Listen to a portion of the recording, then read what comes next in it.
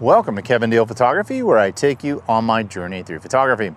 On today's episode, we're going to go over my top 5 RF lenses.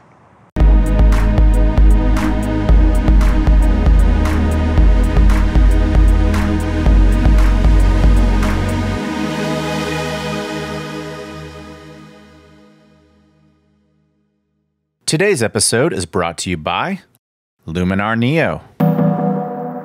You can check out the link in the description below or simply use the code KEVIN10 at checkout to get 10% off your copy of Luminar Neo today. And now, on to today's episode. Welcome to today's episode. If you're not familiar with Kevin Deal Photography, we do gear reviews, tips, techniques, and tutorials, and sometimes we dive into film. If any of that sounds appealing to you, click the subscribe button below. Before we get started on today's episode, I do have some exciting news that I want to share. I just launched a new podcast with Brandon Gorey called the F11 Podcast. We talk photography every Tuesday. All the episodes come out at like 4 in the morning. So when you wake up on Tuesday mornings, unless you're in Europe, in which case it'll drop right around breakfast time, we will have all those episodes available for you to download on Apple, on Spotify, and all other major podcast platforms. So if you're interested, go check out the F11 Weekly Photography Podcast on your favorite platform. I would appreciate that subscription. But today we are talking here on YouTube about the top 5 RF lenses for Canon. This may be controversial for some of you because, in all honesty, it's impossible to come up with a top 5 list that's going to make everybody happy because we are all different types of photographers. If you shoot birds, if you shoot sports, if you use tilt shift lenses, your top 5 list is going to greatly differ from my top 5 list because I'm a portrait photographer. So I do portraits, I do vacation, I do street photography, and I occasionally do landscape. So without further ado, let's start our top 5 right now. Number 5 on the list, the RF16mm 2.8 STM. Now, I'm sure a lot of you are like, dude, it's a $300 lens. I do want to tell you that optical quality and bokeh are not everything. I'm looking at lenses as a whole and how useful they are to me as a photographer. So, the RF16mm 2.8 STM, I don't even think of it as a lens when it's in my bag because it's so small, it's basically the same size as my EF to RF adapter. I can put it basically anywhere in my bag. It doesn't take up the same space as any of the other lenses that I use, and therefore I can take it on any shoot with me. I own a 14 to 35. If you're a 15 to 35 user, that goes to 2.8. The 16 goes to 2.8. The 16 is actually faster than my 14 to 35, which only goes to f4. So there are shoots where maybe I need the occasional ultra-wide shot, but I don't want to take an ultra-wide zoom lens with me because that's going to take up quite a bit of space. And so when I'm out there shooting portraits, I can think about like my holy trinity of lenses that I like to take out on portrait shoots, but I can also just take that 16mm if I need that occasional wide shot. And if 16mm is too wide, well, then I shoot on an R5 and I can just crop it down to the size that I want it to look like, right? And so I find that in that way, it's a very useful lens. If I want to just do a really quick vlog, if I'm walking around downtown somewhere and I just want to start talking to the camera, I can just slap that 16mm on. It's really perfect for the hybrid shooter. And the one thing I do want to say is when that lens came out, a lot of people were saying that it didn't have very good quality. I disagree. I took it out to the Grand Canyon. It gave me very sharp images. I use it as a specialty lens on some shoots with models when I want a unique perspective, and that lens rocks. So that's why I put it as number 5 on my list. Now let's talk about number 4, and that is another non-L RF lens, and that is the RF35mm f1.8 STM IS Macro. It has a really long name. The reason I love that lens is it's compact, it's a storytelling lens, 35mm is storytelling focal length. It has the image stabilization built in, so if you're a street photographer in your low lighting situations, it'll do an incredible job there. It has a macro capability, so maybe if you're an up-and-coming wedding photographer and you just need to get quick shots of the rings, maybe you don't want to take a 100 macro with you, or you can't afford a 100 macro for your kit, the 35 can double as a great storytelling lens. Maybe you're taking pictures of your wedding couple, and then you also just want to get a quick shot of the rings. You can get right up to it with that lens, get shots of those rings, and it does double duty for you, and it makes you money. Outside of the fact that that lens has a little bit of chromatic aberration and a slightly slow motor when you're shooting into backlit subjects, like if you're shooting into the sun, I find that the image quality on that 35 is actually pretty awesome. I would say it's one of the most underrated, if not the most underrated lens in the Canon RF lineup. I've used it for modeling shoots before, as you can see these examples right here on the screen.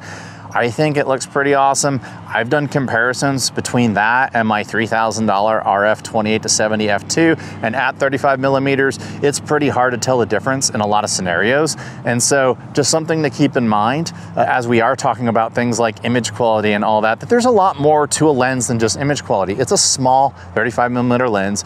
It gets to 1.8. It's pretty well built. Really, the only other knock I can think of about that lens is that it doesn't have weather sealing, but neither do any of the STM non-L lenses. But it does punch above its weight class. It's an awesome lens, and it always goes in my bag with me when I go on vacation, along with one other lens, and that is number 3 on my list, and that is the RF24-105 f4. Now, I know a lot of you are like, hey dude, that's a kit lens, and it's not a kit lens, it's an L lens. The kit lens is the one with the variable aperture that they throw in with the camera bodies. This is not that lens. When you get a package with this lens, along with a camera body, it costs about $1,100 more, because this is an $1,100 lens. And now I know some of you are thinking, well, f4 is too slow. That depends on how you shoot. I tend to shoot in well-lit situations. I tend to use flash a lot. So unless I'm doing like really dark street photography, I don't really think that the f4 is much of a handicap for me. I think that I can do just fine with it. So here's an example of what I'm talking about. I handheld this shot at half a second at f8, ISO 800, and you can see how the image stabilization does an incredible job. I don't like to take tripods with me when I shoot street photography, and this looks pretty darn sharp, even though I'm hand holding it for half a second. I've shot with it in the studio and gotten excellent results, and there are actual fashion photographers out there, published fashion photographers, who use nothing but that lens in the studio. When it's stopped down, it's really hard to tell the difference between that lens and, say, the RF28-70. If you don't believe me, you can check out my review in the link in the description below, along with my review for the previous 2 lenses that I mentioned, the 35 and the 16mm. And you can see that the 24-105 actually takes really sharp images. It also has a very useful focal length of 24-105. When I go on vacation, I will typically just take that lens along with the previously mentioned 35 1.8. It gets me like 99% of the shots that I need. I also think that the f4 part of it is overrated. People are getting mad about that because the newer camera bodies handle higher ISO situations much better than they did in the past. And you can also use noise cleaning software if you really need to. I personally think grain looks kind of cool. I came up on film, so that doesn't really bother me. But the 24-105, while it's not perfect at anything, it's pretty good at everything, and for some things you can't even tell the difference between it and a much more expensive lens. So it's the Swiss Army knife of the RF lineup. It's an awesome lens, and honestly, if you made me get rid of a bunch of my lenses and only keep a few, the 24-105 is staying in my kit because it's so versatile and it gives me such great results. But let's move on to the number 2 ranked lens, and it's my favorite lens in terms of optical quality, and that is the RF85mm f1.2. I absolutely love the 85mm focal length. I think this lens is just magical. Everything I shoot on it looks like it belongs on a wall. It just has that beautiful artistic look to it. It's super sharp, even wide open. You can liquefy the backgrounds, get all that bokeh that you want, the creamy, beautiful background. And if you really want to go even further, they make a DS version of it. I just have the regular version of it, but that lens makes me money. When I have prospective clients reach out to me, I always ask them to go through my portfolio and pick out their favorite 5 shots of mine. No, it's not the stroke my ego, it's to cheat. I like to know what shots that they pick because it kind of lets me know, oh, what lens was I using there, right? What ISO was I shooting at? What time of day was I shooting at? It gives me kind of a bit of a cheat to get ahead of things. It also lets me know if they're a good fit to work with me. But more often than not, they choose shots I take with the 85mm 1.2. It's really heavily used in my portfolio. I also shoot on the Fuji GFX, which is a much more expensive system, and the lenses for that are regarded as some of the best lenses out there. And I will tell you that I have the 110 f2. I've shot on their 1.7, I think it's at 83, 87mm. Those are the two finest portrait lenses that they make, unless you're doing storytelling and you want to do something that's a little bit more environmental. And I will tell you that my RF85 1.2 is every bit as good as those lenses, and I'd even argue that in some cases it's a little better. It's obviously a lot faster of a system, and so I just enjoy using my RF85 1.2 more than I do on the Fuji, despite the fact that the Fuji does give me some amazing results when it hits. But the RF85 1.2, if you ask me just like, what's your favorite lens to shoot people with? That's the one that I prefer to shoot on. So why did it not make number one? Well, remember, I'm ranking these lenses all based off of different criteria, and that leads me to my number one choice, and that is the RF28-70 f2. To me, it's a specialty lens. I don't really think you compare it to something like a 24-70. I know a lot of people like to take the 24-70 2.8 IS and compare it to the 28-70 f2. You can check out my review in the link in the description below, and I'll tell you why. But I think that the 28-70 is really the perfect lens for me if I just need one lens. And the reason why is I shoot editorials. I like to tell stories. And I find that 28, 35, and 50 are the focal lengths that I prefer to tell stories at. And having a lens that can be quite sharp at all three of those focal lengths kind of simulate a prime lens. I'm not going to say it's as sharp as a 50mm 1.2 yet, which I actually am recording myself on right now. It's a beautiful lens. But the 28-70 is just, it has that magazine look. That's all I can tell you. It just has this really gorgeous look. I've done a review where I compare it to the prime lenses, and it holds up pretty well. I also just do a full-on review of that lens and show you a few years of my work using it. And yeah, it absolutely stacks up really well. Everything looks nice and professional. And of course, the nice thing about the fact that it does go to f2.0 is that if I do need to get some really good subject isolation, it'll give me that. And so, yeah, that particular lens, absolutely my favorite lens to use.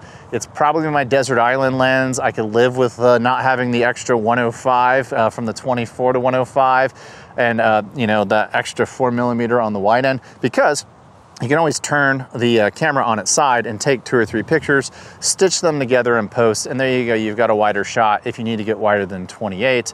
Or just take my number 5 choice of my favorite RF lenses, the 16mm 2.8, because it's basically the size of an accessory and doesn't really take up the same amount of space as a lens anyway.